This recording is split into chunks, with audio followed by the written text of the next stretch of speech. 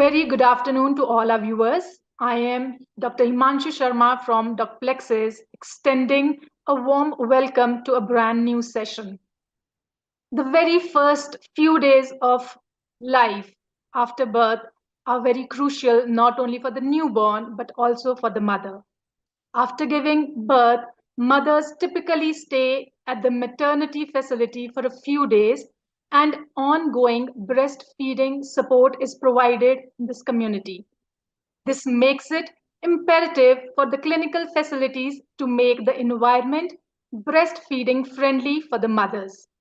Initiatives by the WHO and UNICEF support this cause to improve maternal and pediatric care. To learn more on this topic, we have with us Dr. Sneha Madhuse, lactation consultant and assistant professor at Nulafar Institute of Child Health, Hyderabad. Dr. Sneha is a renowned pediatrician and international board certified lactation consultant. She has a postgraduate diploma in the management of reproductive and child health program from the Indian Institute of Public Health. She's also certified in basic and advanced neonatal resuscitation and maternal, infant, young, child, and adolescent nutrition. Not only this, she specializes in pediatric hepatology as well. We welcome you to Doc Plexus, Dr. Sneha. You may please begin with your presentation. Thanks for the introduction. Good afternoon, everyone. On the occasion of Mother's Day, this Sunday, it is an apt topic about talking of roles of hospitals in ensuring breastfeeding success. That is one of the biggest gifts we can give to the mothers who come to us. It is also very important to ensure breastfeeding success because healthy children give rise to a strong nation, and breastfeeding has a big role in ensuring the health of the children of our country. Breastfeeding is one of those interventions which is very cost effective. In fact, it is the second most cost effective public healthcare interventions, and coming next only to ORS. And the cost of not improving our breastfeeding rates are huge. So going by the calculations, if we can just step up our interventions and improve our breastfeeding rates from the existing to ideal rates, then we can prevent about 1 lakh deaths per year. And the amount of cost, healthcare system costs that come by not breastfeeding enough are 732 crores per year. And it's about 0.49% of our GDP, 0.5% of GDP. And we know the percentage of healthcare GDP is just 3 to 4%. And of that, imagine that ensuring breastfeeding success can save up to 0.5% of our GDP. And this we are not including the costs of opportunity, the opportunity costs which we are losing by the reduced IQ, the reduced executive functioning, the reduced social functioning, which are enabled by breastfeeding. If we add those also, the amount of money we would be saving, the amount of impact breastfeeding has will go even further. So we all know that breastfeeding is tremendously important. There is a reason why mammalian class is most evolved. It is not a coincidence that breastfeeding animals are most evolved, in evolution. What is the role that we can play is the topic of today. So the overview of my talk would be about the importance of focusing specifically on breastfeeding support in our hospitals and a process called Baby Friendly Hospital Initiative, and about how to get into an accreditation mode and get this BFHI accreditation. Also, we will be talking about what are the true indications, the medically scientific indications of supplementation, about how to assess the adequacy of milk intake, and how to go about supplementing if there is a need for formula, and what are the not indications for supplementation. So are we failing our mothers, the mothers who trust us and come to our maternity hospital to deliver? Because labor is a natural phenomena. We want mothers to come and have an institutional delivery for their safety, for the safety of the newborn, and so that breastfeeding is well established, and the early neonatal period and the early postpartum period of the mother are safe and taken care of. But then see the disparity. We have successfully and proudly have achieved institutional delivery of 88% in our country, and it's about 94% in urban areas. And complete immunization, not one or two visits, but complete immunization of 76%.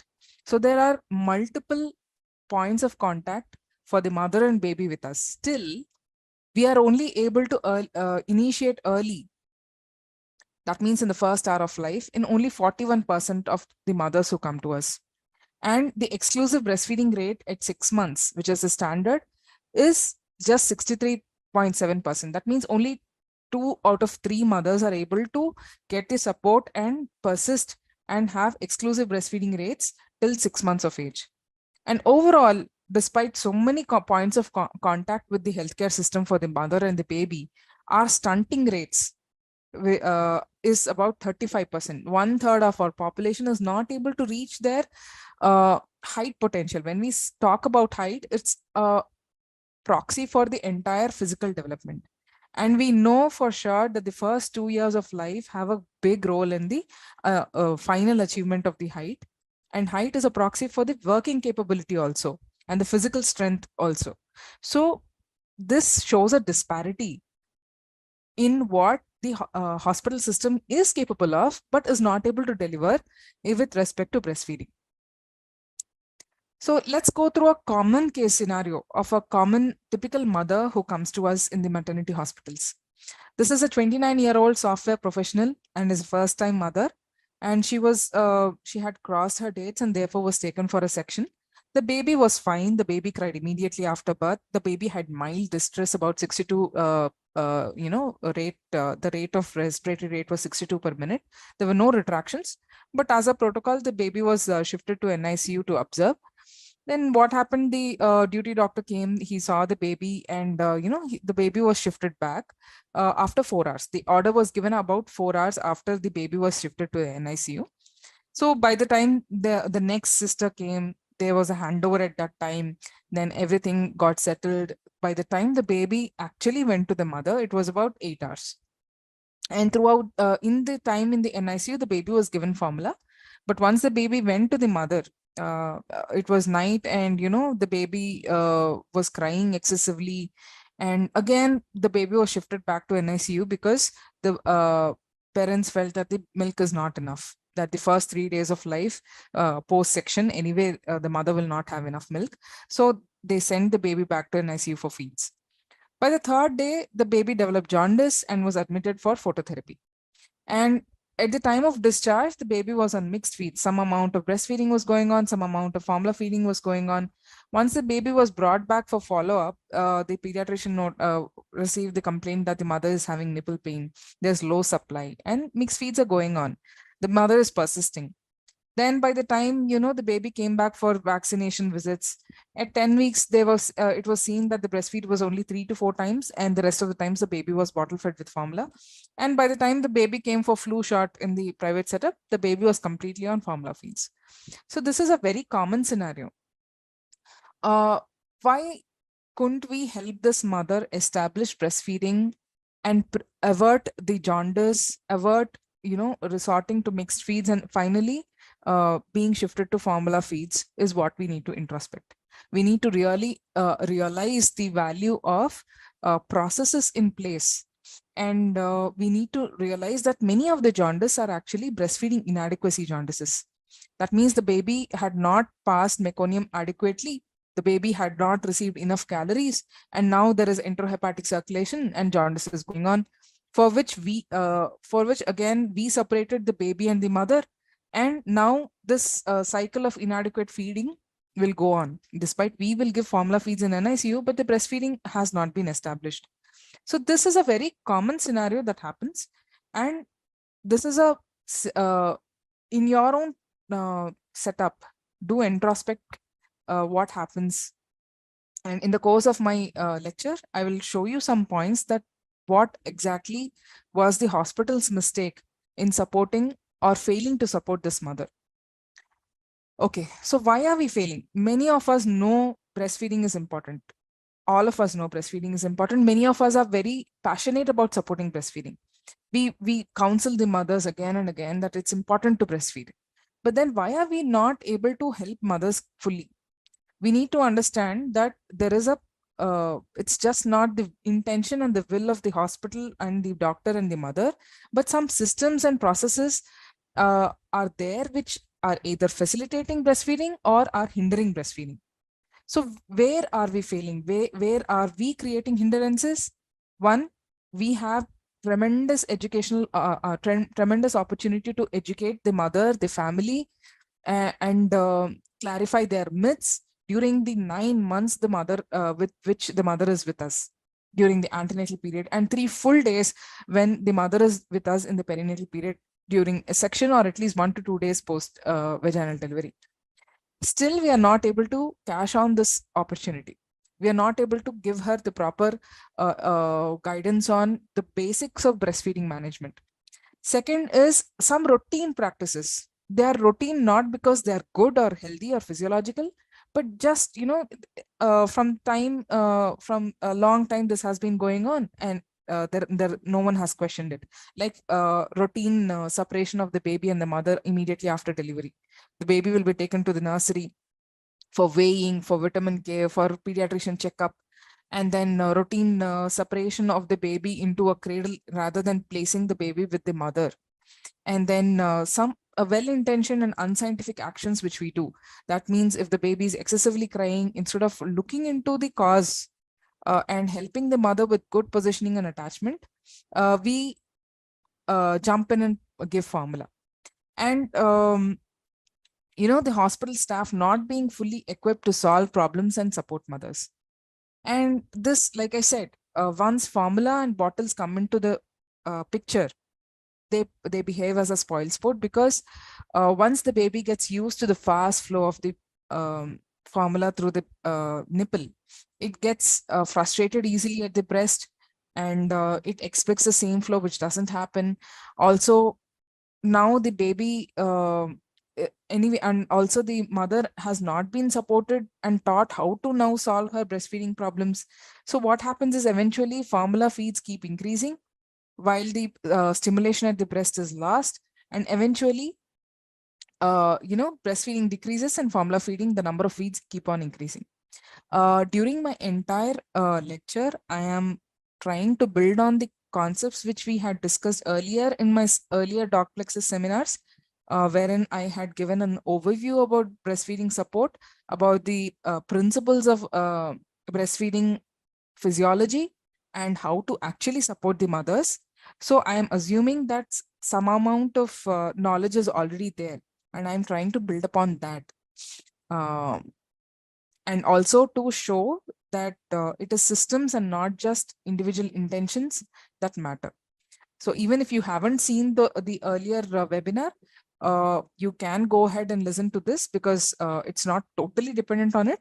But then I would encourage you to also check out the earlier webinars wherein we talked about common breastfeeding problems, and also how to actually support the mothers, and what the physiology is of setting up the mother for a good breastfeeding journey.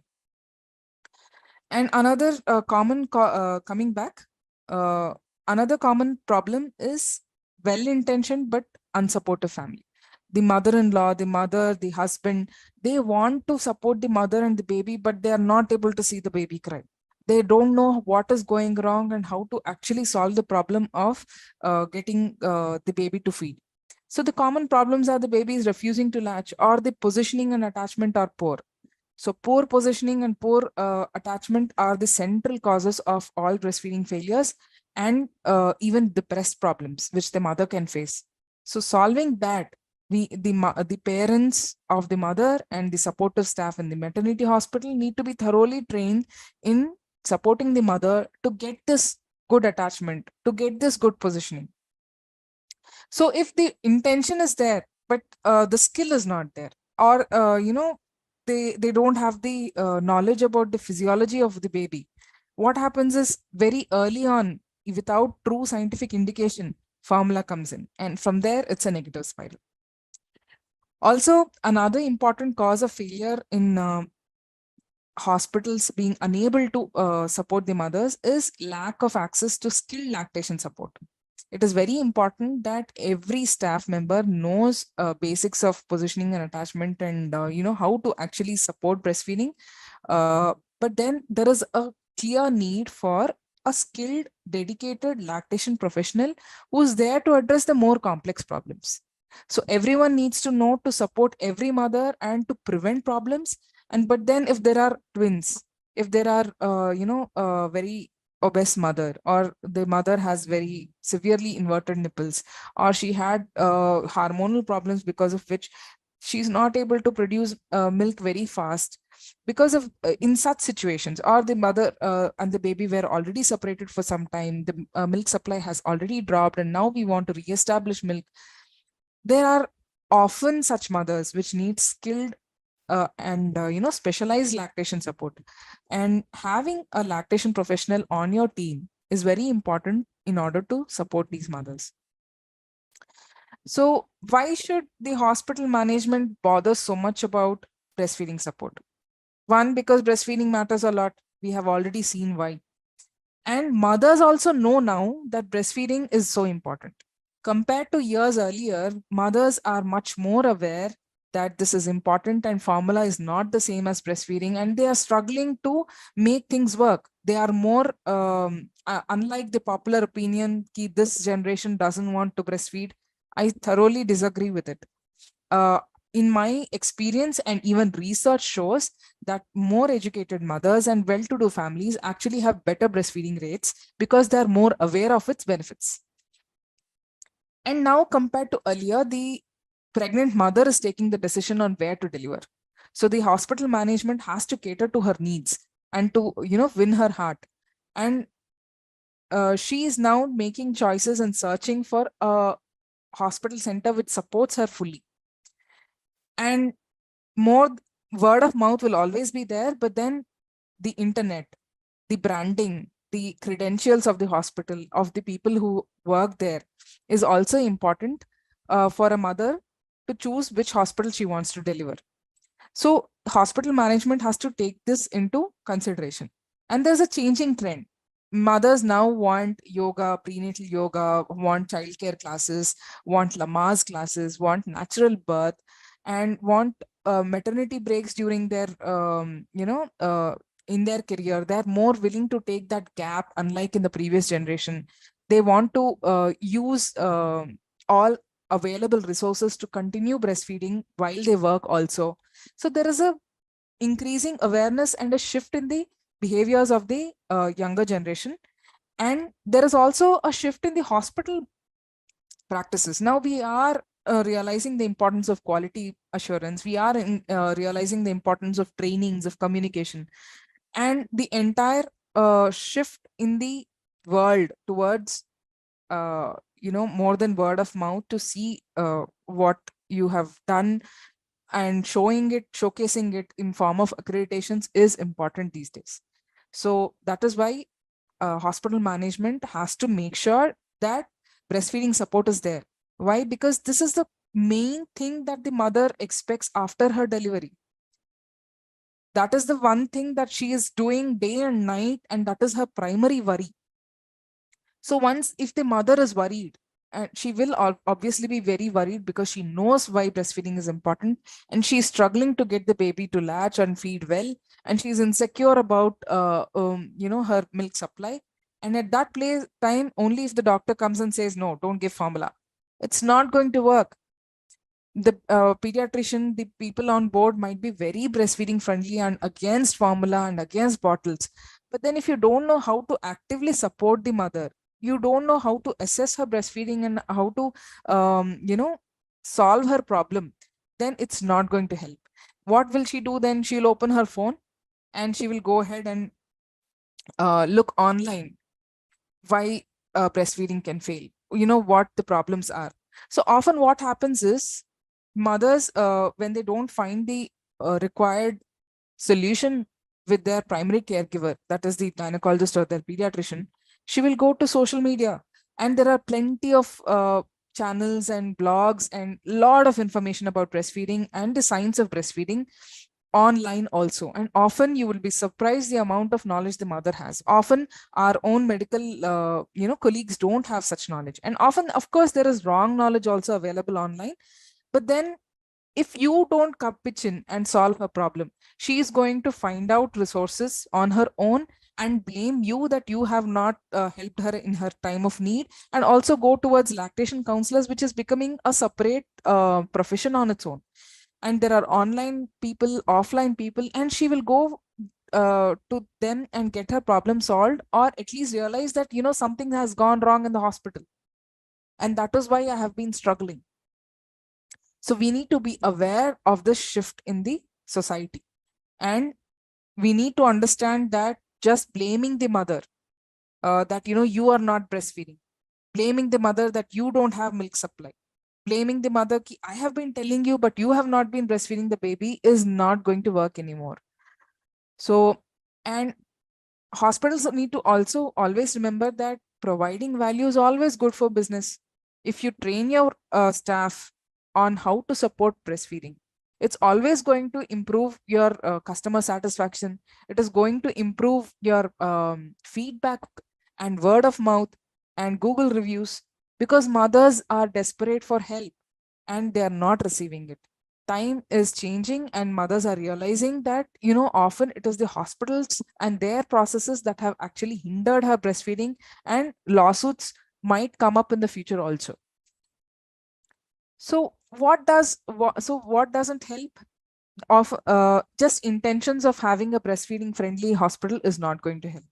What will and having just one or two people who are really champions of breastfeeding, that means they know how to support the mother and they are very pro breastfeeding, they keep talking about it, they are very passionate about supporting breastfeeding, but rest of the people aren't. If that is the case, they alone can't improve the entire system on their own. And if they are pro breastfeeding but the other people are not, the mother is only going to get mixed messages, and 24/7 the processes are not going to be breastfeeding friendly. Therefore this person who is so breastfeeding friendly will have to come every day and do firefighting, because the fires have been started by other professionals or other systems in the hospital. So, and then this habit of ours keep being so breastfeeding friendly and against bottles, just going in the round and telling everyone do breastfeed, and throwing all the bottles in the dustbin, is also not going to help. Being adamant that there is no room for formula, no formula at all, is also not going to help. So there is a time and place for even formula. We'll talk about that. And not knowing how to assess and not knowing the nuance of the entire breastfeeding medicine is very unhelpful. If you only think that knowing just about positioning and attachment and nothing else, and you don't understand the finer details of it, and you uh, don't do a finer assessment, don't take the time and assess the proper problem, like any other diagnosis, this also needs proper history and examination. So if that is missing, and if you don't know the context and the nuance of what is happening, and you just jump in and do one intervention, it's not going to help. So and like I said, just telling mothers that you are too posh to feed, that is why you're not feeding, is also not going to help. Being patronizing in our way of communication is also not going to help. So what does help? We want our to support our mothers. We many of us do want to support the mothers who come to us in establishing good breastfeeding, and then we want her to be successful to feed the entire 6 months exclusively and the entire 2 years journey successfully. So how do we help her? UNICEF and WHO had done extensive, systematic reviews and have seen processes which actually do help, and have come up with 10 steps of successful breastfeeding. So this is nothing new. It has started way back in 1991, about 25 years back. And these 10 steps were compiled, and a process called Baby Friendly Hospital Initiative was started. Why is it not breastfeeding friendly hospital initiative? Why is it baby friendly? Because these processes have many more benefits than just breastfeeding. So the baby is benefited in many more ways. And if in case the baby and the mother are not able to establish breastfeeding, we still want to support them. We still want to be friendly towards them. So that is why it is called Baby Friendly Hospital Initiative. And this is a framework in order for the maternity and the health facilities to follow in order to achieve their goals of protecting and promoting and supporting the mothers in breastfeeding. So it is not just training, it is also a process development. So in 1993 in India, it was started. The BFHI accreditation was started, but then it, fell back in its popularity, and again it is restarting. In 2018, there was a revision in the accreditation process, and the 10 steps were slightly modified to make it more mother friendly and involve them in the care process. But more or less, it's the same. So, what is the evidence for these 10 steps? These 10 steps of breastfeeding, which I'll cover in detail, they have plenty of evidence. For each step, evidence is there, systematic reviews are there. For the entire 10 step process of breast BFHI also, there was a big systematic review done in 2016, which involved 19 countries, and papers of some 58 publications were involved in the systematic review. And they found that the BFHI was the most effective intervention for improving breastfeeding rates at a systematic level, a healthcare system level. And adherence to these 10 steps improves not just breastfeeding within the postpartum period itself. That means by the time the mother is getting discharged only, but also in the short term, that means 2 months down the line, 3 months down the line, but also till long term, up to 2 years. You see that the effect of BFHI process has improved breastfeeding rates even in the long term. And a clear dose response relationship was seen. That means how many of the steps were followed. Based on that, the amount of improvement in breastfeeding rates was observed. And another thing is, many of us only are able to capture data of at discharge breastfeeding rates. We need to understand that our goal is to support the mother through her entire journey, and therefore community support. That means even after her discharge, she keeps getting continued support. We need to ensure that, and that is also an important step. That is a 10th step of BFHI, and that has shown to improve the long-term breastfeeding rates also. So just to give a snapshot, this was the increase in the BFHI, the percentage of hospitals which were designated and accredited as BFHI. And you can see the overall in the national average of ever breastfed babies and the early initiation babies has increased tremendously. This is just one country, but you will find many countries have similar results. And then this is just one hospital. This was pre-intervention, that is pre-BFHI procedure. During the intervention, you can see a steep increase, and then later you can see a slow increase and a consistent increase. This is interesting because we would expect that once the accreditation is over, that would be our maximal change, and then we would expect a fall. But what happens is, initially the pregnant women were not being, counseled. But slowly with time, when you get the mothers also on board, and once the staff competency and efficacy keeps increasing, you will see this continued and sustained increase in breastfeeding rates as time passes also. So what are the 10 steps? Let's come to the heart of the discussion. What are the 10 steps which actually improve breastfeeding? First and very important is to have a policy in place. That means the hospital should have a policy that is routinely communicated to its staff and also to its mothers. Okay, what are our practices? What will we do and what will we not do? And among it is very importantly is also, following the Infant Milk Substitute Act. That means thoroughly discouraging any sort of marketing by formula companies, not accepting any form of, benefits from formula companies or bottle companies, because they subtly influence our decision making. And then also having a thorough monitoring system in place, data collection in place.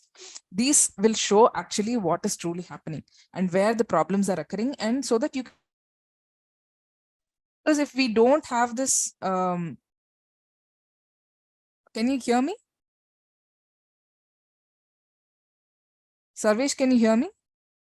Yes, ma'am. Yes, Okay, ma'am. there was some default change in speaker. Okay. So the IMS Act, the policy and monitoring are the first step. The second step is to ensure staff competency. So the note that it is staff competency, it's not just training. It is not enough that the staff get their certificates and log their attendance during their training, but actually develop the skills of assessing the breastfeeding, of knowing how to do hand expression, of understanding if the breastfeeding is adequate or not, of understanding how to manage breastfeeding complications like engorgement or sleepy baby or excessive cry. And also the training should aim for a behavior change, because there are many things which we automatically do. When once we know that this is wrong, even then sometimes it becomes a very difficult task to change our behavior. So we need trainings which ensure not just knowledge and awareness, but also skill and also behavior change, so that ultimately your staff is actually able to help your mothers.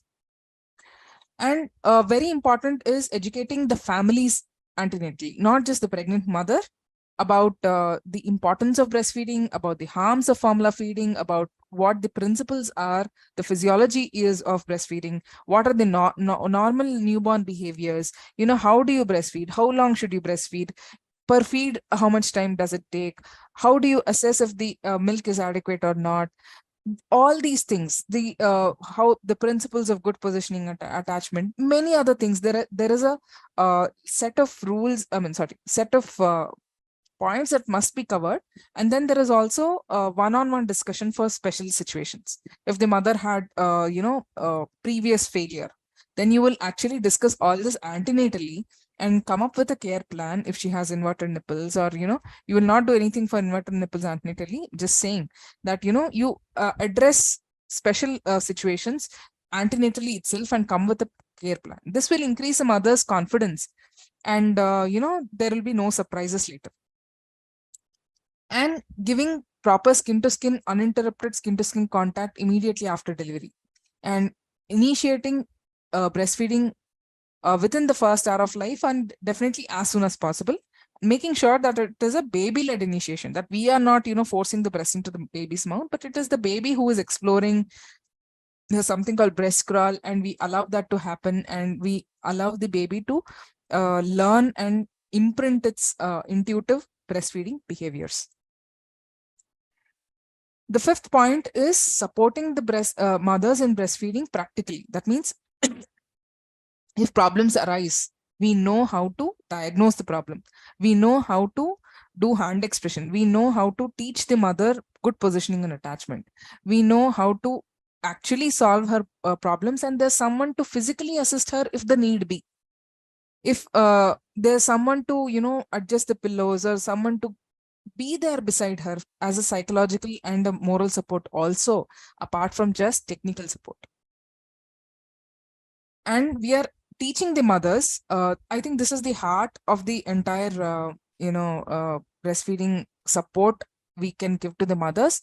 The fifth point, though every point is very important here, this point talks about actually solving the mother's problems, teaching her good positioning and attachment, and other principles of how to feed, how long to feed, how often to feed, how to recognize hunger cues, things like that. Then the sixth point is no unnecessary supplementation. That means the hospital will have a policy when that breast milk will be supplemented with formula or any other thing only if there are medical reasons, which we will discuss. The second part of our program would be discussing what the medical indications for formula is.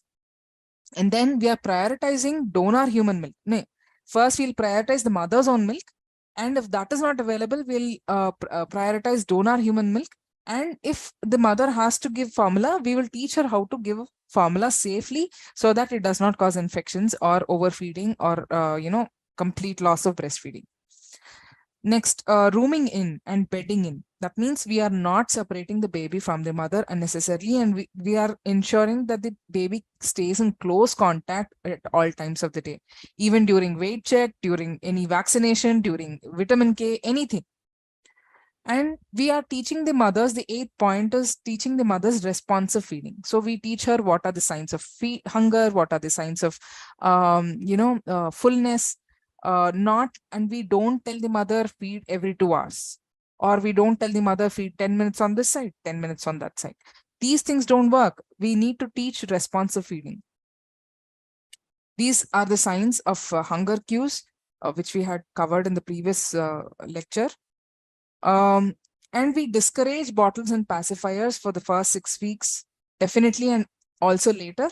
We will explain, it's a separate point to explain the mothers antenatally and during our postnatal stay about why it is harmful to introduce pacifiers early, about the harms of bottle feeding.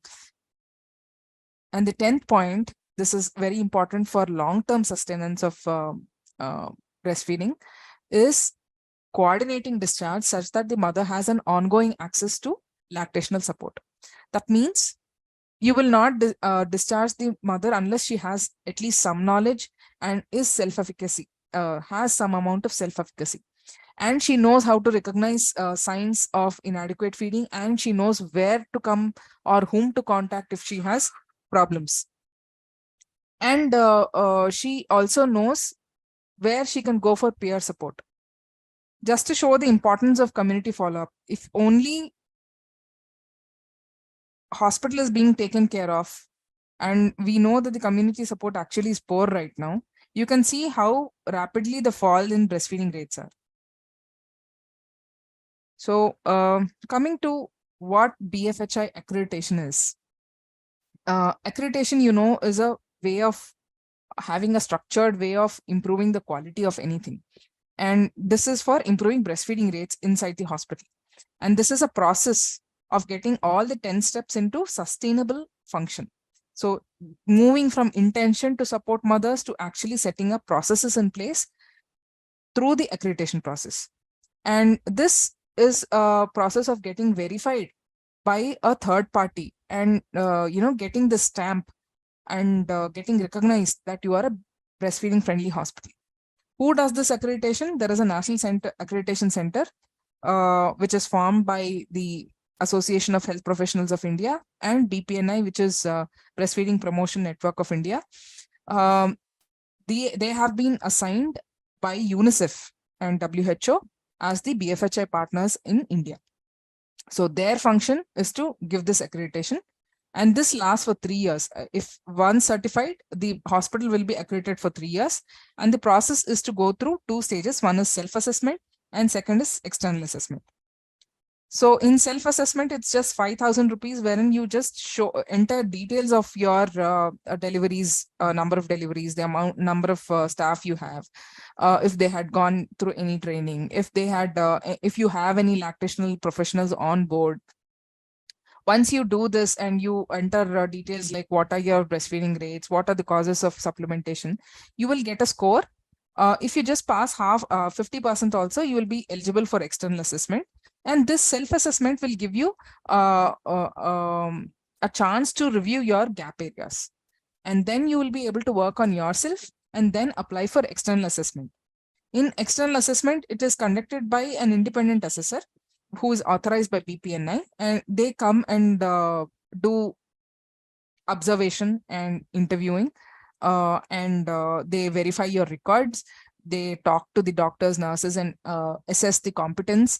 They assess the mindset, and they see what is truly happening, and if there are any Infant Milk Substitute Act violations, because any violation is going to take you to grade 5. Actually, there are 5 grades, grade 1 to grade 5, depending on how good your breastfeeding support is.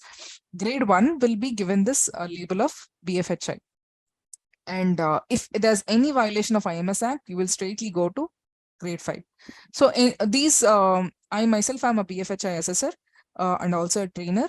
And this is a very transparent and a collaborative way. It is not that someone comes and passes a judgment on you. The assessor and the BFHI India is going to sit with you and give you feedback at every stage. From the self-assessment also, it is going to give you technical guidance. It is going to show you your gap areas. It is going to assess you with your, give you templates of record maintenance. So it is not that someone is coming and judging you. It is a process to improve yourself. That's all. And as you can see, it's just about 17,000 for the entire process. The rest of the costs, which are hidden costs for you, will be training, and the time you spend, the staff spends away from their duties, will also be one cost factor, but the amount that comes out of it is huge. So why BFHI? Why should a hospital go through this process? See, the ecological dividend. That means we in India are now going through this golden time wherein we have the highest ever cohort of young people, and we are giving the coming babies are going to be the largest workforce of our country, and we want them to be healthy. We never again will we have this amount of strong workforce. So it is our duty to ensure that this largest workforce that will be in our history, because see, populations rise and then fall, and we are in that peak. So we want this peak period to be really healthy, so that our our future is very bright. And like I said, we are going to save 0.5% of GDP just by ensuring breastfeeding. And it also, in the trend, you can see in the West, the trend is now of increasing non-communicable diseases. We want breastfeeding to play its magic of reducing obesity, reducing heart disease, reducing type 2 diabetes, and ovarian and breast cancer also. And like I said, it has the second highest benefit to cost ratio. It's a very cheap thing to do.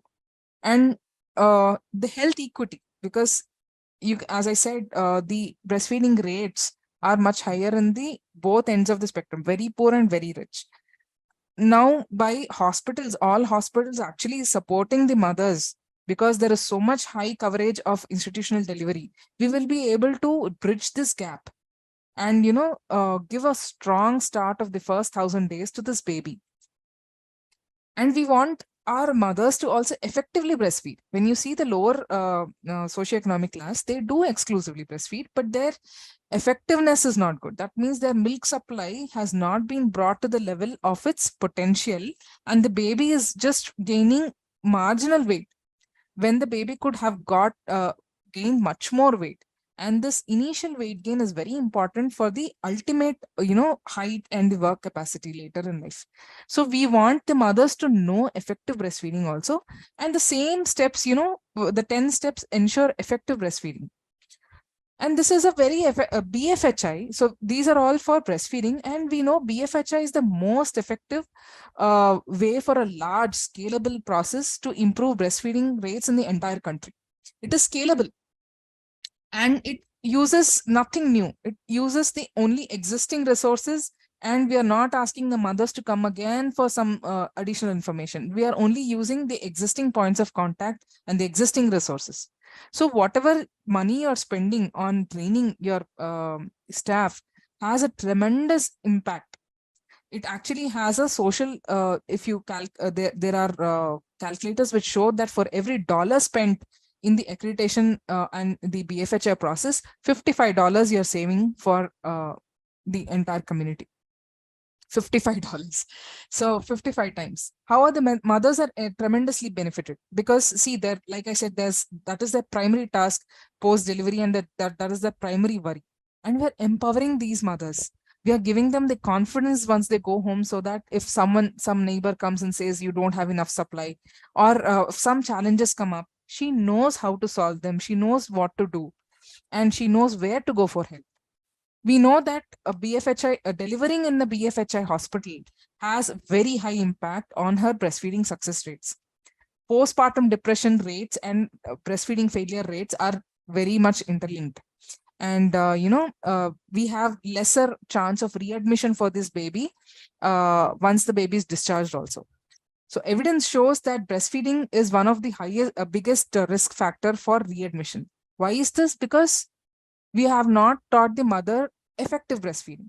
So once we teach her effective breastfeeding, this will reduce the readmission rates for weight loss because of jaundice, because of dehydration, because of infections reduces. So what are the advantages for your staff?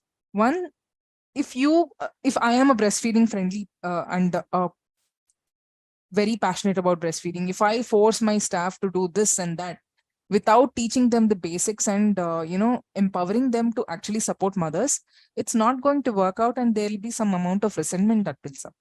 If we as a team sit down and say that this is our deadline, this is our process, this is our goal, and we all together get trained and discuss the problems in our own setup, there is a leadership, there is an ownership of the process, and the compliance rate goes up very high.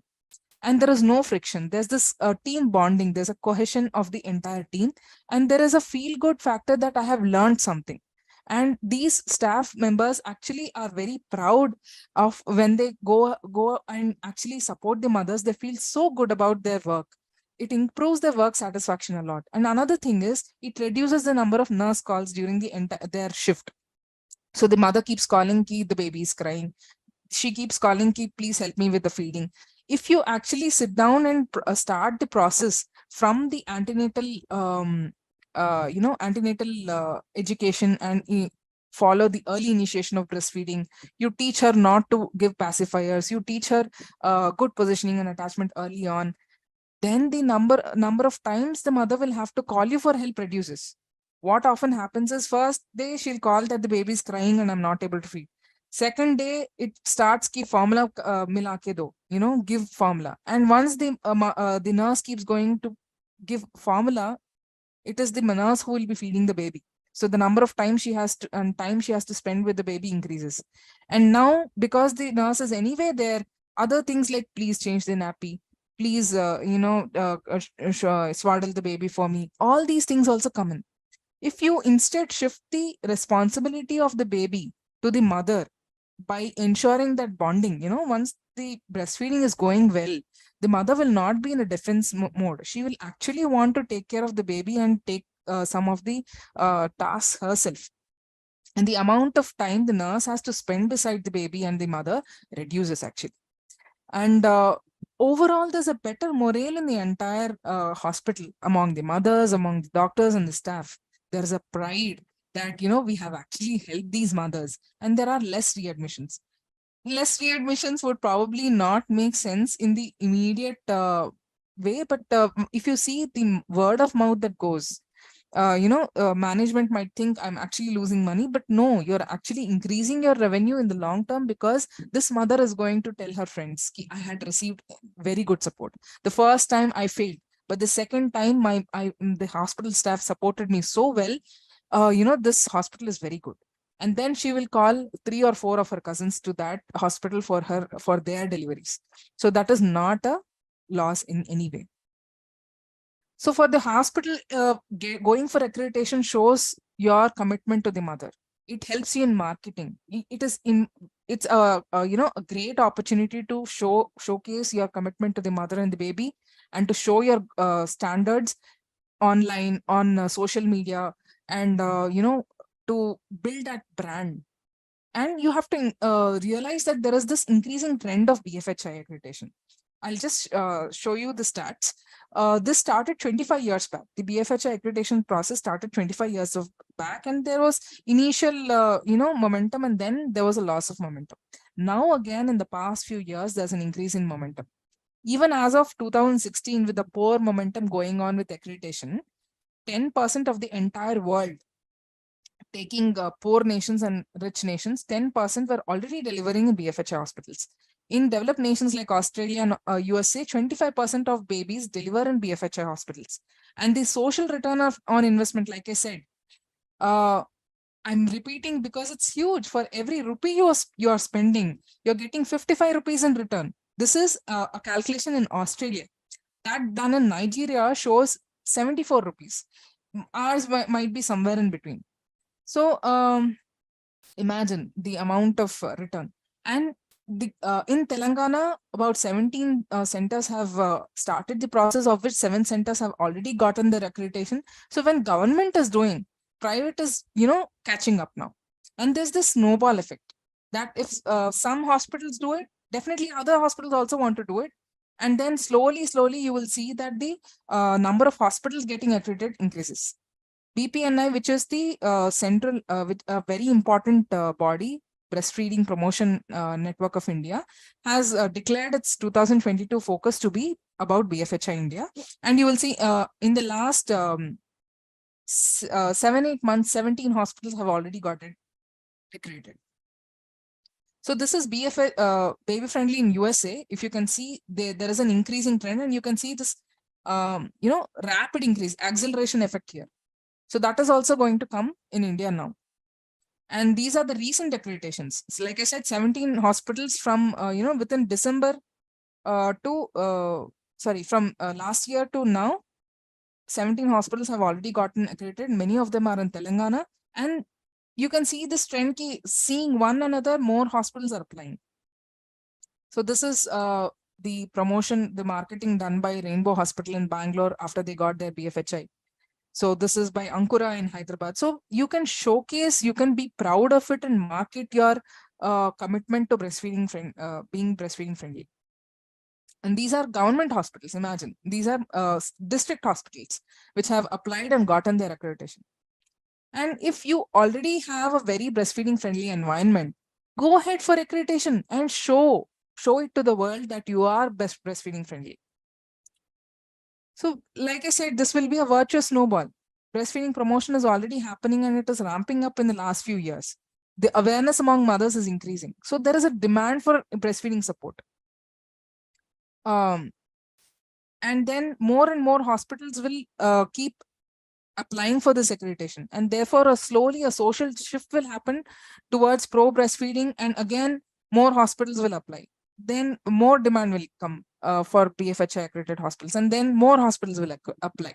So eventually you will see that at least 1/4 of our hospitals will be BFHI accredited, especially the big ones. So please don't lose out on this. See, successful companies and successful hospitals don't just adapt once the trend has come. They prepare for the trend. And so Nokia was an awesome brand, but they didn't do anything wrong. But then they lost. Why? Because they didn't keep up with the trend. They didn't notice, the shift in the society. They didn't notice the shift in the technology and what customers want. So maternity hospitals, please take notice. So just to clarify, BFHI, what it is not.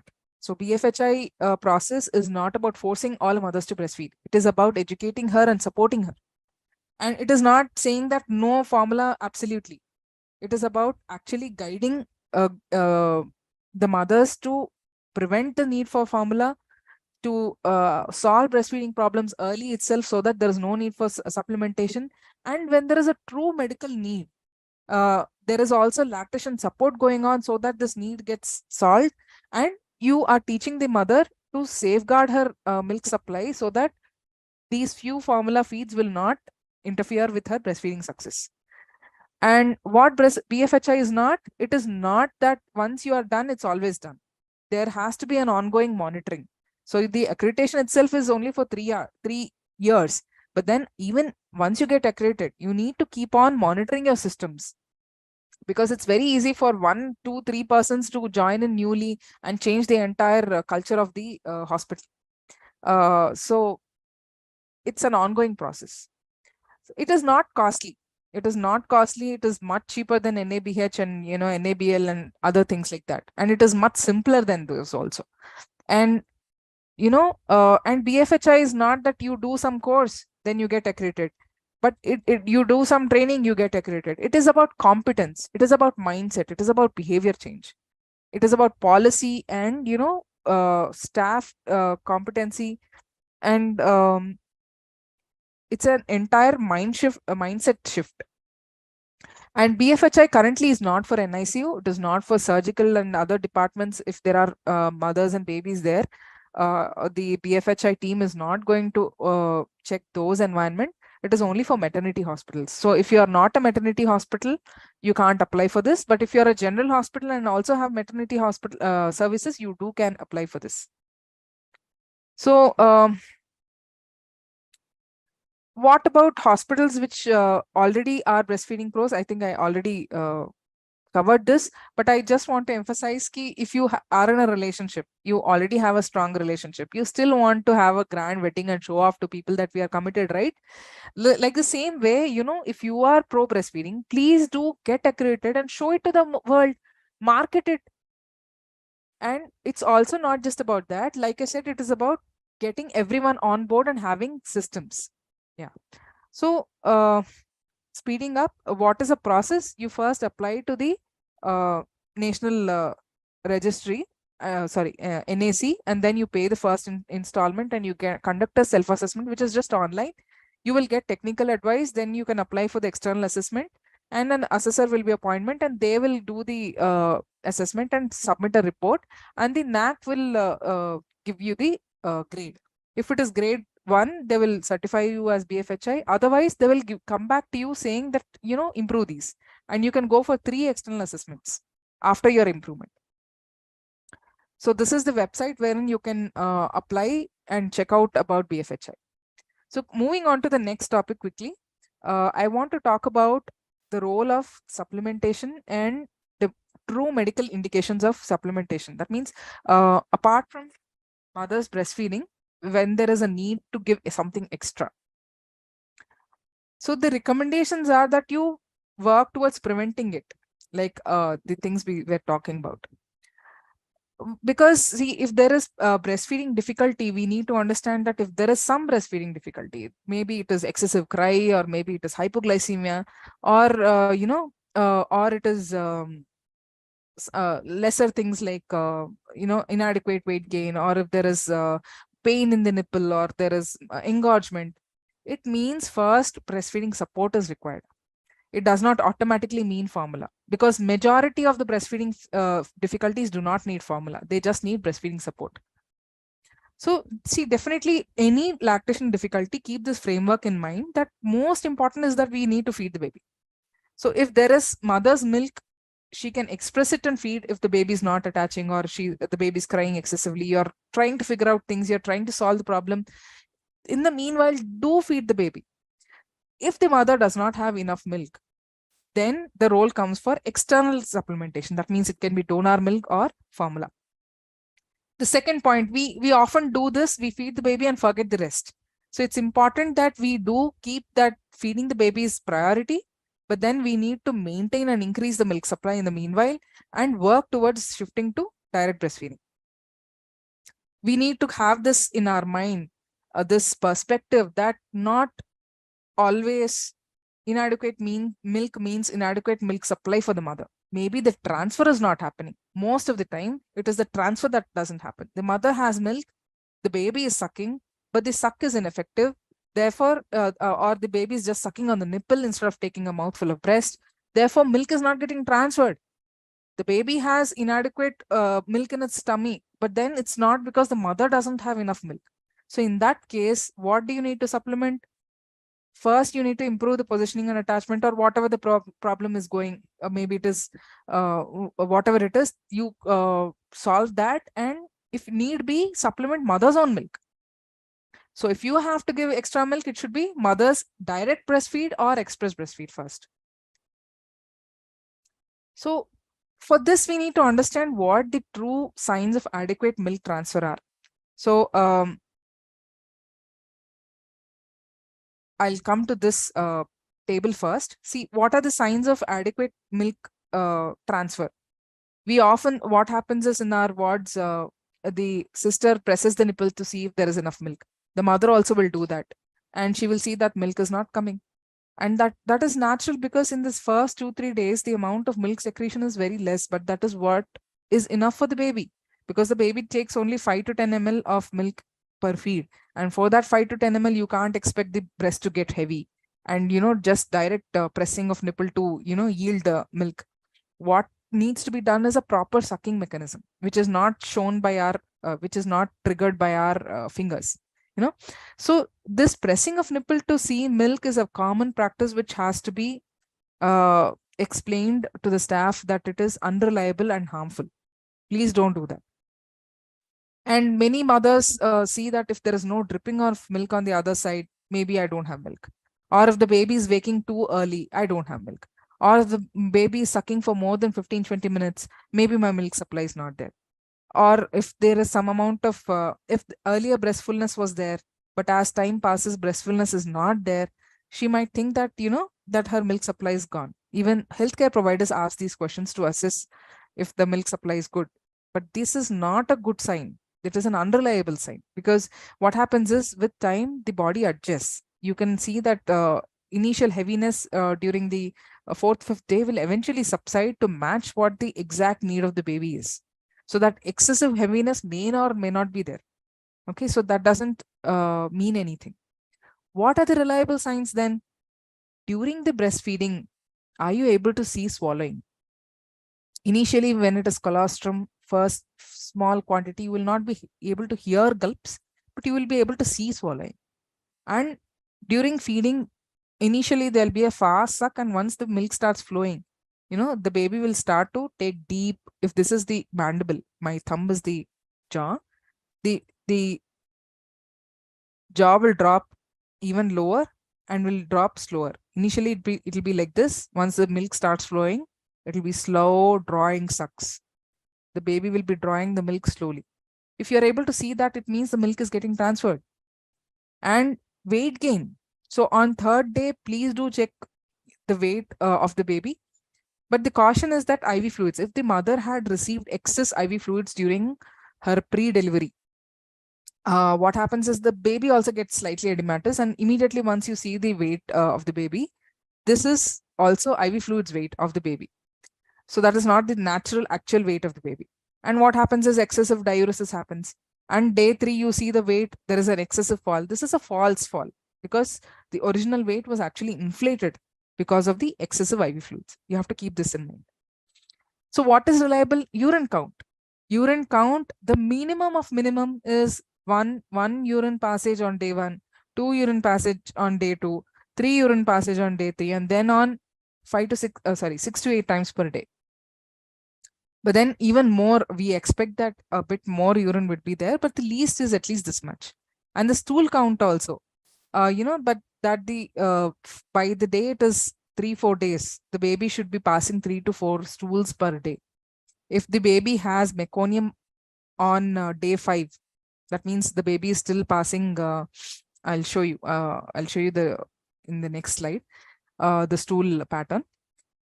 If the baby has not stooled well, it means the baby has not received enough milk. And another reliable way to assess milk transfer is the test weight. That means pre-feed and post-feed, you see on a very accurate scale, the NICU scale, what the grams are. You don't change the nappy, you don't change anything, not even the nappy. You use the same clothes, and you see the amount of grams difference. That is the ml of milk that has been transferred. But we need to remember that throughout the day, in a 24-hour period, babies don't take the same amount of feed in every feed. So once they may take 20 ml, once they may take 15 ml, once they may take 10 ml, another again 25 ml. So we need to be mindful of that. So what are the signs of adequate milk transfer? Just because it's so important, I'm again emphasizing urine output, stool output, weight gain. The baby should be regaining its weight by day 10, and then on should be gaining at least 30 to 40 grams. If this is not happening, then we need to assess why. And another thing is if the weight loss is less than the normogram. So if the baby has not lost excessive weight. So how do we see this? There are normograms. There is a website called www.newbornweight.org. So this is the website. In this, you can actually drop down the weight and choose settings of vaginal, cesarean, and how the weight is on certain date and at birth weight and now, and you will get normograms. So this is an example I've put of a 2.6 kg baby who was born on May 8th and is now 2.4 kgs on May 11th now. And you can see that the weight loss is above 75th centile. So these are the centiles. The weight loss, if it is above 75th centile, it means it is a significant weight loss. So you can use this website, and there's this application within the website called Newt, wherein it will save all the baby weights of your hospital, and thereby you can see the overall performance of breastfeeding support, overall causes for excessive weight loss. So these are the signs of adequate weight gain. And other things, if there is excessive cry, if the baby is not sleeping, if there is pain while feeding, if the baby is not latching, these are not the sign, indications for feeding. But this is what happens in our hospitals usually. So any of these, the nurse will come and feed the formula. But this is not to be done. What is to be done then? You need to assess what is going on, and then you need to solve the problem. They are not default indications of supplementation. And like I emphasized, if the baby is feeding for very long, or if the baby sleeps on the breast but cries as soon as separated, maybe it's some comfort sucking, maybe the attachment is poor. So these things are not automatic indications for supplementation. They are automatic indications for assessment and for counseling. So what are the recommendations of supplementation? So what are the true scientific recommendations of supplementation? One is significant weight loss more than 10%.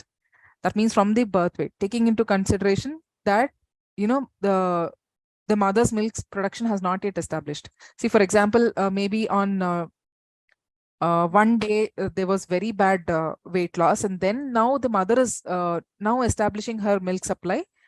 By the time you have noticed this, then it's okay.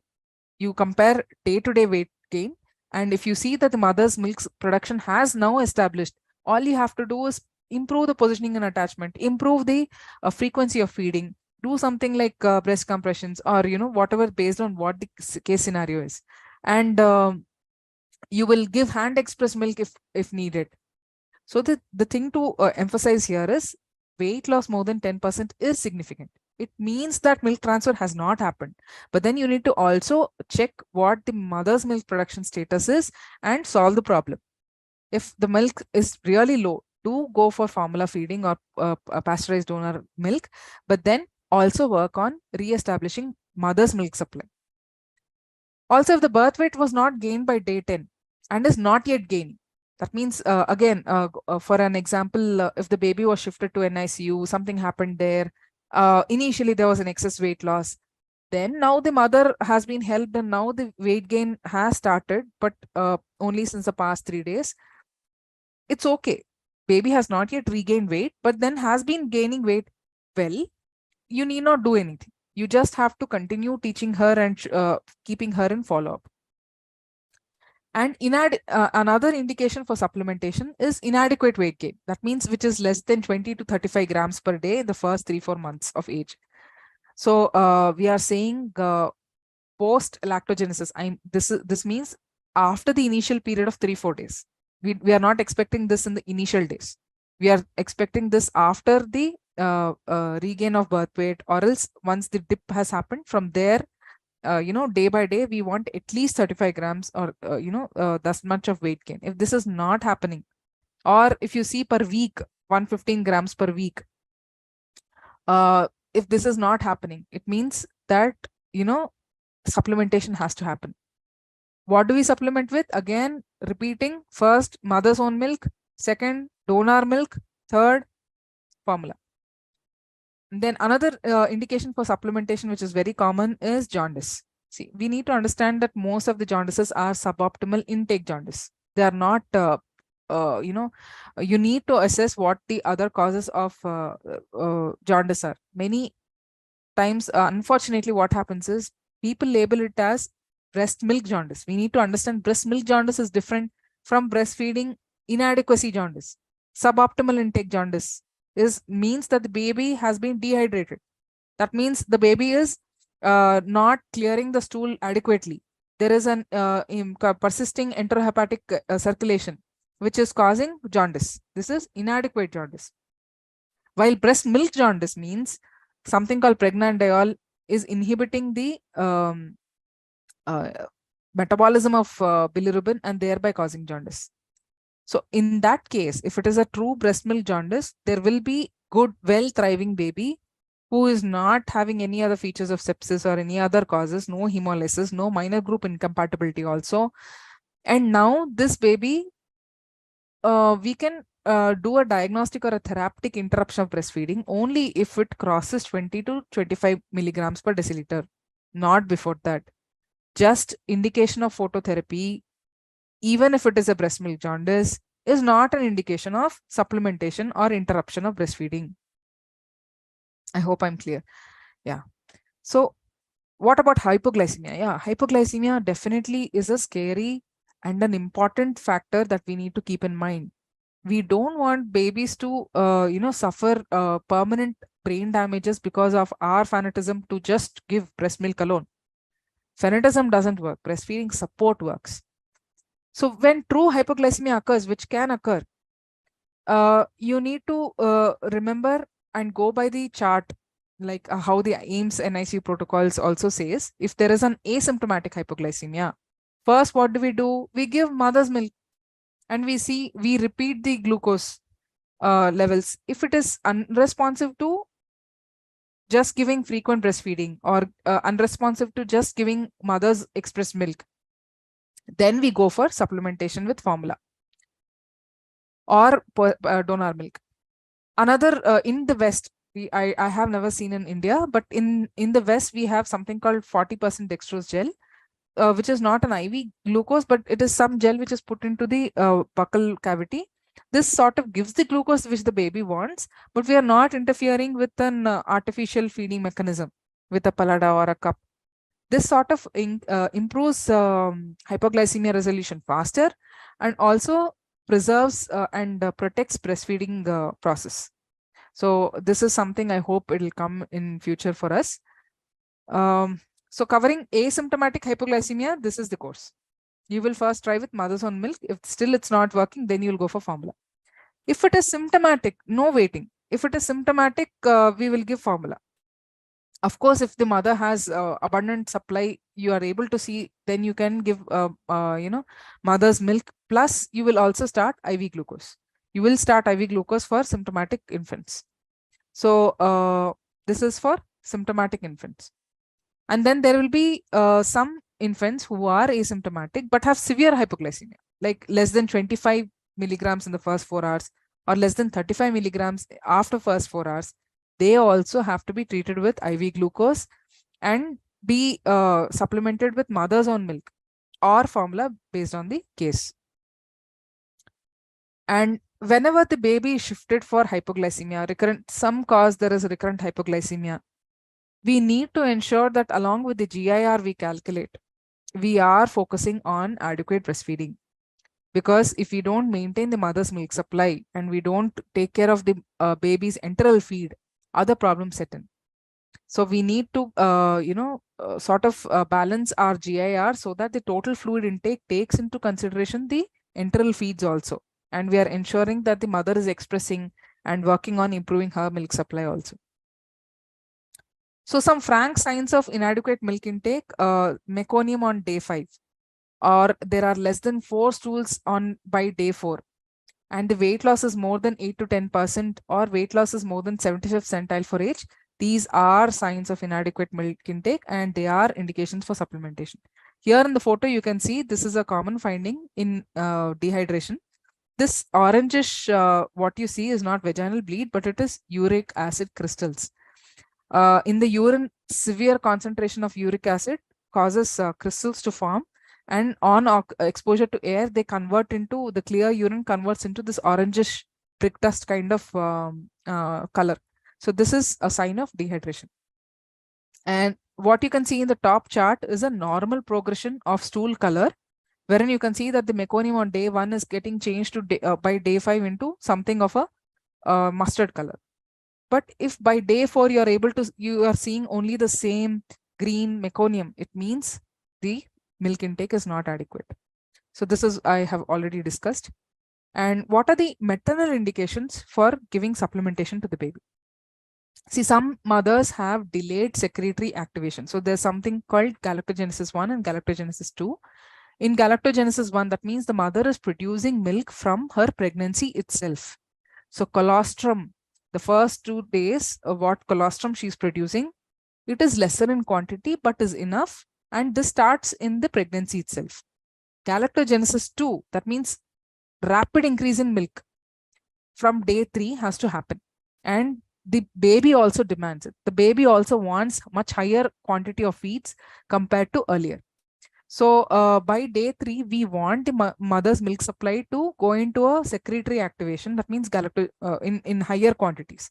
If this is not happening and the baby has inadequate intake, you do have to supplement, but make sure that you're working on the mother also to improve her uh, milk supply by increasing skin to skin contact, by increasing the frequency of feeding, by working on positioning and attachment, by working on checking if she has any hypothyroidism, or the baby's suck, is it problematic, things like these. And what are the risk factors for delayed secretory activation?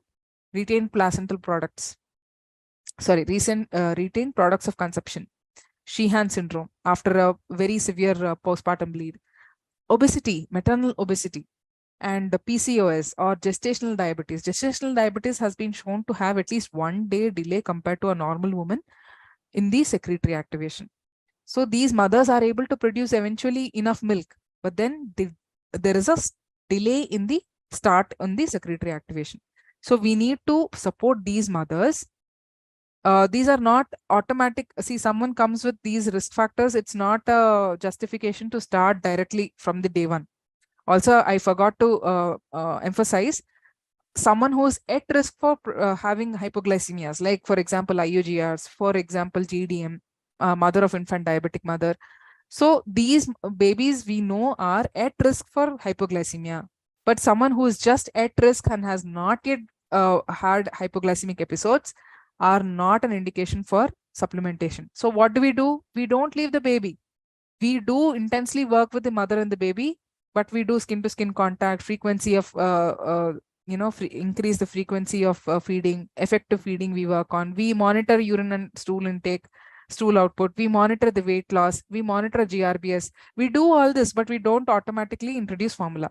Why? Because formula is a downward spiral. And then another maternal indication is something called primary glandular insufficiency. This is very rare. Okay. But if you see some mother with tubular breasts or breasts with abnormal shape, then that can be a cause of concern. So if you are very sure that the mother has some problem which is not getting solved by primary things, please refer her to a lactation specialist. And suppose there is a maternal indication of some temporary cessation like chemotherapy, or she has some radiotherapy or iodine 131. There are very few indications for cessation. So most of the drugs are compatible with breastfeeding, and if it is not compatible, you can search for something compatible for the mother. And most of the infections also, like hepatitis B, HIV, hepatitis C, mastitis, breast abscess, none of them are indications for cessation of breastfeeding. Please get this clarified. So none of what I mentioned, except, so there are specific interventions. So the pediatrician or lactation professional should be able to guide you. If the mother has HSV on the breast, which she's with lesions on the breast where she's feeding, or she has varicella in the areola area, only such things. They're very rare indications where infective causes are an indication for stopping maternal feeding. And there also some of them have this provision that you can express and feed. So based on what the infection is. So let us not give a blanket statement. These are some things that have to be discussed with the professional. So all of these, any intolerable pain that the mother is not able to persist with breastfeeding, we cannot force the mother to go on breastfeeding. We need to work on the problem and help her with correct positioning and attachment, and help her in expressing that milk so that she can feed it with artificial means. So even other causes, some of them we have already covered, but to re-emphasize, a sleepy baby who has not drunk enough is not an automatic indication of supplementation. What happens usually is, if the baby has slept off by the time the mother has been given the baby is dozing off very much. And 2 hours, it's been 2 hours, 3 hours, the baby is not feeding. Often the staff get worried and start feeding the baby. So unless it is a hypoglycemia scenario or something like that, what you can do is just express mother's own colostrum and feed the baby. Don't take it as an automatic indication for supplementation. And what are other non-indications? These are not indications. Okay, so infant with bilirubin less than 20 milligrams, but is otherwise breastfeeding well, is stooling well, do not supplement. Some baby who is just fussing at night or constantly breastfeeding for several hours, see, we need to assess this mother and follow up. We need to assess and help her, but not supplement. Any mother who is tired or sleepy, or a mother on some medications, or infant who has weight loss, but then it is not more than 7%, or the weight loss is because of there is a history of maternal IV fluid which was excess. So all these are non-indications. They are indications for assessment and for support, and not for supplementation default. Okay. So the key is good skill in assessment of milk transfer and in observing a breastfeeding. For every problem, you need to take a detailed history. You need to observe the breastfeeding when it is going on. Okay. So what do you use? Like I said, we can use formula. In formula also, the recommendation is to use a protein hydrolysate so that we are preventing exposure to cow milk proteins and thereby preventing CMPI occurrence. Also, research has shown that protein hydrolysate somehow has faster ability in reducing the jaundice levels. Whenever we are supplementing for the indication of jaundice, it has faster resolution of jaundice compared to regular formula. And please remember, whenever you're using any kind of formula or donor human milk, you need to take the consent of the mother. A written consent is essential. We don't do this. I mean, formula is also a medication. We have to take consent. So how much to give? If you are giving formula, how much to give? This is a very common problem. See, what happens is the confusion arises because most of the babies, if you keep giving them cup feeding, they go on sucking, they go on sucking, they go on sucking. They do drink more amount of milk compared to our standardized charts, which say this much of breast milk the baby takes in this day. Compared to those charts, definitely the baby who is offered any kind of feed, maybe it is breast milk or if it is formula, will keep sucking and take more amount of quantity from a cup. Often what happens is the baby can vomit also, but often the baby doesn't vomit but does take a lot of quantity of milk. Why does this happen? This is a common confusion. So what happens is the baby is wired to suck, and a normal breastfeeding takes 15 to 20 minutes at least. Just because the baby has taken so much of feed doesn't mean that the baby needs so much of feed. The baby has an intrinsic desire to suck and keeps drinking that much. Yes, sometimes the baby can accommodate that excess feed in the stomach, but research has shown that if you go ahead and give fast feeds and give rapid feeds, this baby will the satiety threshold increases, and increase risk of obesity is seen in these babies. These babies who rapidly gain weight in the first few weeks of their life are much more prone for obesity later in life because their thermostat or whatever homeostatic mechanism of satiety has been shifted. So how much to give then? We try to parallel it to colostrum. That means first 24 hours, 2 to 10 ml per feed. In the second day, 5 to 15 ml. Third day, 15 to 30 ml per feed. Fourth day, 30 to 60 ml per feed. But then often we need to take these considerations that, often this baby is already starving. So this baby will take much more than this table. Or the baby is, too sleepy, has been dehydrated and is not drinking well. So it may not take this much also. So we need to go by the hunger cues. We need to go by the physiological or the pathological state of the baby and then decide. So a rule of thumb would be to go by the satiety cues of the hunger and the fullness. There's something called paced and responsive feeding, which I discussed in the previous sessions. We need to follow that. So how do we give the feed? The feed should be ideally given through a cup, because in a cup, you're not overriding the baby's desire to suck. Because this is not a completely satisfying suck, the baby will still be interested to breastfeed. And if you can see, we are giving it very slowly. We are not pouring the milk into the baby's mouth. We are just touching the lower lip, and the baby herself is taking milk like a cat using its tongue. Can you see the protrusion of the tongue? The baby is using its lapping movements of the tongue to take the milk inside. So this ensures that the feed lasts longer and the tongue movements are not interfered with, because the tongue movement on a cup is similar to the tongue movement in a breastfeeding. The lapping movement has to happen. If you introduce a bottle, piston movements happen, which are not good for breastfeeding. And we can ensure that choking doesn't happen. And we need to ensure that the baby is held upright. The baby should be held at the neck, at the occiput, and well supported. Just a minute. And should be given very slowly, touching the lower lip of the baby's mouth. As you can see, again, lapping movements happen, which cause the baby to drink milk.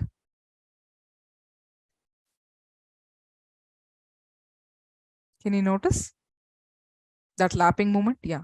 So that is pro breastfeeding, pro development of the baby, and safer for low birth weight babies because there's less chance of aspiration and there is no overwhelming. If you give faster feed, sometimes the baby can drink it, but then it develops an aversion, or else it develops a full-term baby will develop a preference for that fast feed. So make sure you're giving in this way. So coming to the end of the my talk, the key take-home messages are that hospital systems need to change in order to improve breastfeeding rates. Just your intention and your knowledge is not going to help. You need a proper systematic team effort and a policy change, and use all the 10 steps, including antenatal counseling, early initiation of breastfeeding, practical support, having monitoring systems, having a dedicated lactation professional on your team, discouraging pacifiers, discouraging bottles, and teaching hunger cues. All of these have to be together. And like I said, it is a dose dependent response and it's a synergistic response. Once you do one, it helps the other steps also. So please go ahead with the baby friendly hospital accreditation also. And this is not training hard, so that's training staff. Please do train your staff. You can take help of BPNI, or I myself also, I have a foundation called Amritadhara, wherein we are training hospitals in getting their BFHI accreditation. We are training nursing staff. We also do NICU training for staff to, support more difficult cases in NICU. And if you have to supplement, do a thoughtful supplementation. Use these principles. And for every breastfeeding problem, first thing that has to happen is immediate assessment and, addressal of that problem. You can't wait for the next day's doctor to come. If the baby is crying excessively, it is a breastfeeding emergency. If the mother is engorged excessively, it is a breastfeeding emergency. Then and there, someone has to be there to solve the problem. Otherwise, things are going to go down south. And assessing adequacy of milk transfer is the heart of scientific supplementation. And if you have to supplement, express breast milk of the mother is the choice of supplementation. With this, I end my talk.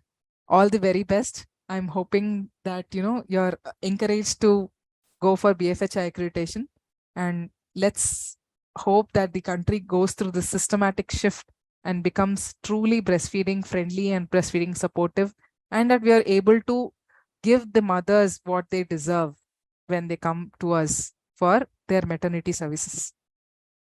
Thank you. It was absolutely wonderful listening to you, Dr. Sneha.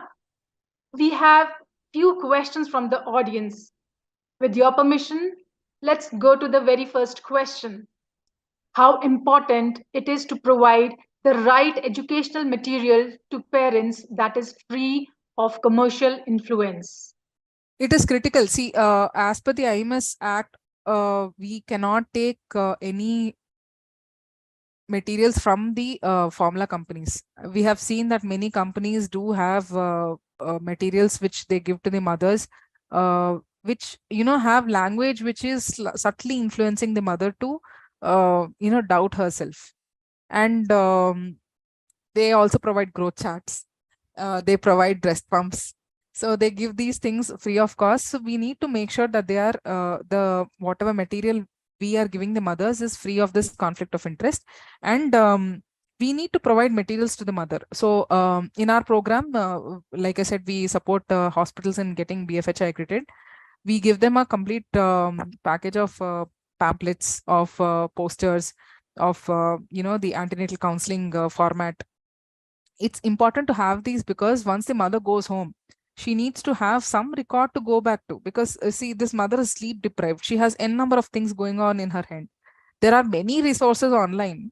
You can use any of them also. There are resources from BPNI, there are resources from ILCA, from but comprehensively you need to search the many things and come up with your own pamphlets, or we can provide that. And these help the mother to retain whatever information you have told her, and they give the credibility so that she can show her family members ki, this is how it is. If the family members say that you need not feed during night, it's okay, we'll take care, we'll give a formula, she can take a stand and show, get her family members on board using these pamphlets. And they serve as a reminder. They serve as, she can give these pamphlets to her friends once she's done. Yeah. Thank you for answering that question, Dr. Sneha. My second question to you is, what education should be imparted to the father or the supportive person in breastfeeding education? Yeah, that's very important that we take into our loop the father or whoever the primary source of support for the mother is. We need to teach them from antenatal period the importance of breastfeeding, the harms of formula feeding, why pacifiers are to be avoided, and the natural newborn behaviors.